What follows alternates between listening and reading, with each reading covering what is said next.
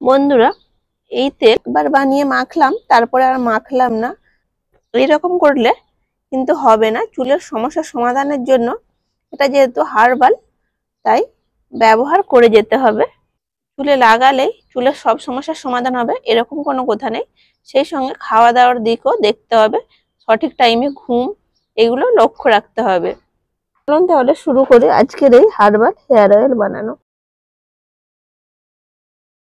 নমস্কার বন্ধুরা, সবাইকে আমার চ্যানেলে স্বাগত। এখন প্রায় প্রতিটা মানুষেরই কোনো না কোনো চুলের সমস্যা। তাই বাজার থেকে আমরা চড়া দামে নানা রকম তেল কিনে ব্যবহার করি।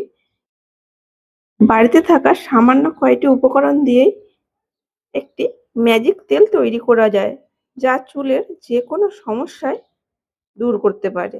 দিয়ে হাতের নাগালের কাছে পাওয়া যায় এমন কয়েকটি উপকরণ দিয়ে তৈরি হয়ে যায় এই তেল। চলুন তাহলে দেখে নিই এই তেল বানাতে কি লাগে। প্রথমেই নিই কিছুটা জবা ফুল। জবা ফুল বাড়িতেও থাকে কিংবা বাজার থেকে খুব সহজে এগুলি কিনে নেওয়া যায়। এরপর নিয়েছি এখানে ভিটামিন ই ক্যাপসুল। এই ক্যাপসুলগুলি যে কোনো মেডিকেল শপে খুব সহজে পাওয়া যায়। আর নিয়েছি তেজসুত্তা, বা এগুলিকে অনেকেই ভৃঙ্গরাজ বলে। আমাদের স্থানীয় ভাষায় একে আমরা তেজসুত্তা পাতা বলেই চিনি। এটা চুলের জন্য খুবই উপকারী, চুলকে কালো করতে সাহায্য করে। এরপর নিয়েছি আমলকি।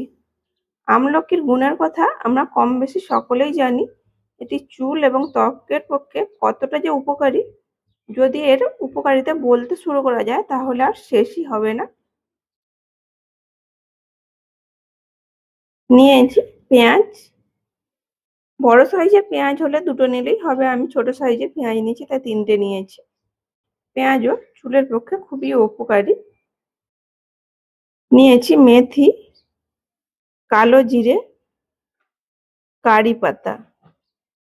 আর নিয়েছি ছোট এক বাটি সর্ষের তেল।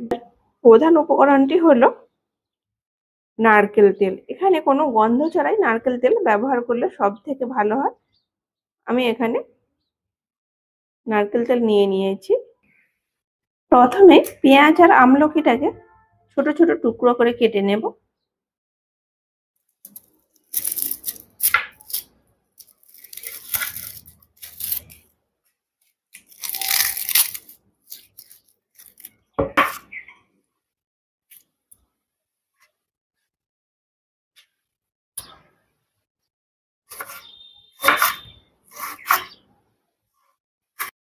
এবারে আমলকিগুলিকে কেটে নেব। আমলকিগুলিকে এইভাবে টুকরো করে কেটে নেব।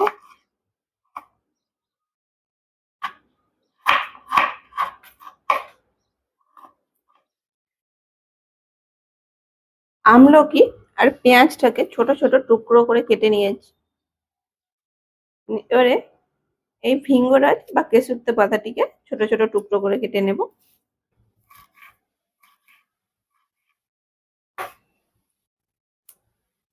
কারি পাতাটাকে নিয়ে নেব।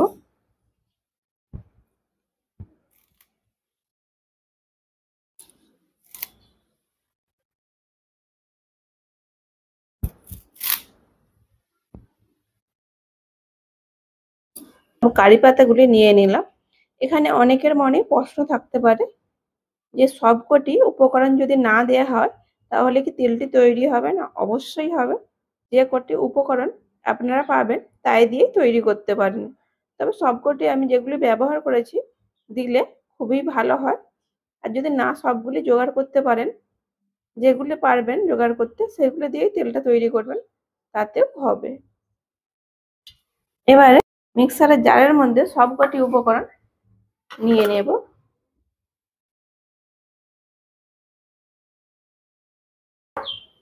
মেথিটাও দিয়ে দিলাম।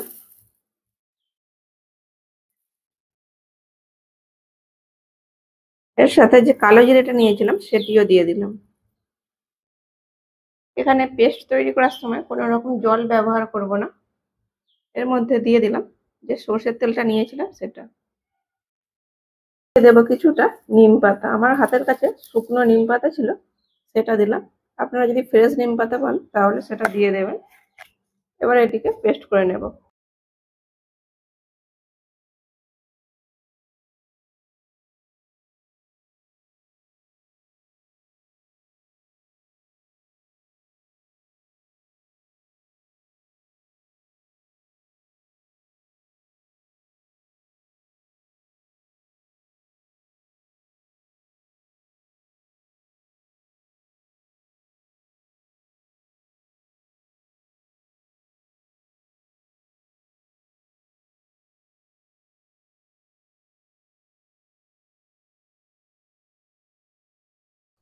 প্রায় 10 মিনিট ফুটিয়ে নিয়েছি।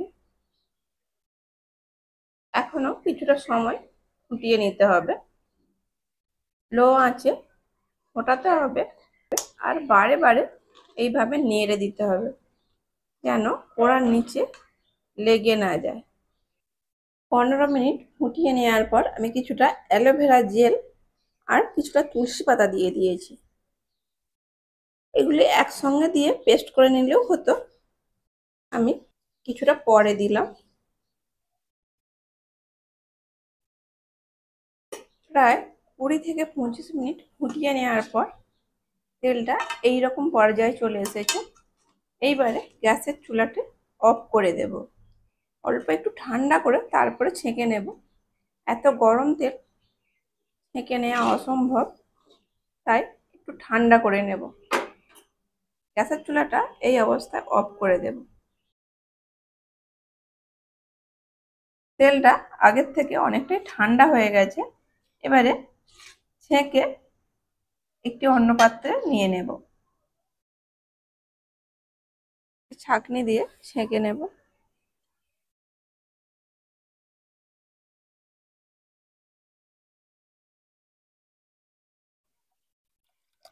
যে তেলটা ছাঁকনিতে করে ছেঁকেছি নিচে কিছু কালো কালো গুঁড়ো রয়ে গেছে, সেটিকে একটি পরিষ্কার কাপড়ের সাহায্যে এইভাবে ছেঁকে নেব।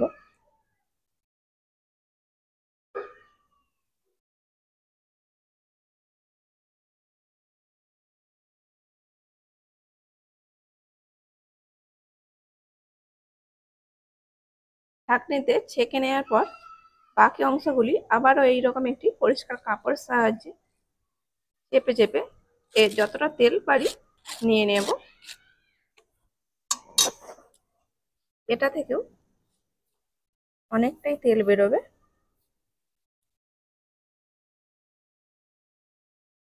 দেখুন বন্ধুরা, এইভাবে চাপ দিলে কতটা তেল বের হচ্ছে।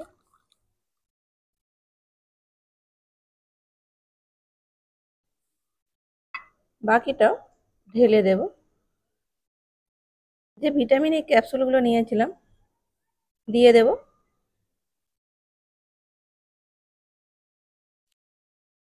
4টি দিয়ে দিলাম, বেশি দেব না।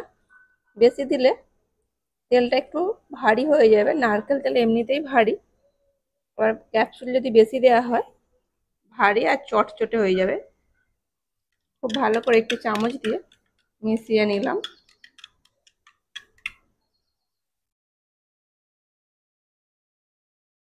এবারে ঢাকনা দিয়ে ঢেকে দেব।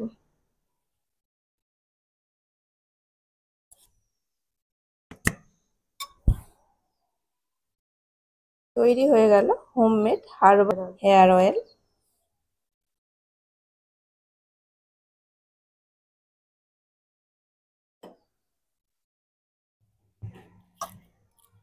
তেল ছেঁকে নেওয়ার পর এই এক্সট্রা অংশটা এটা ফেলে দেব না। আমরা হেয়ার প্যাক কিংবা হেনা ব্যবহার করলে তার সাথে দিয়ে এটি ব্যবহার করে নেব।